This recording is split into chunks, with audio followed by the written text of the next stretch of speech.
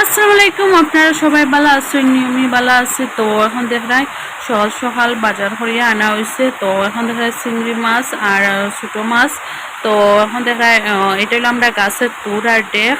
তো বানানো হইব শুটকি দিয়া, ড্রাই ফিশ দিয়া। তো এখন দেখায় রান্না প্রিপারেশন চলে, আলু ভেন্ডি দিয়া আর মাছ দিয়া রান্না করা হইব।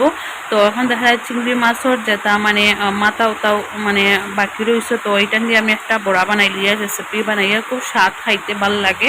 তো এখন দেখা যায় সব কিছু রান্না শেষ হয়ে গেছে। তো আজকে একটু বাজারও যেতাম, ঈদের বাজার করা, শপিং করা। তো আমি আমার বোন তারপরে আমার হাজব্যান্ড আইবাই। তো কিছু কাপড় কিনতাম। তো ওই কারণে একটু তাড়াতাড়ি রান্নাটা শেষ হওয়ার পরে আমরা খাইয়া উইয়া বাইরেমু।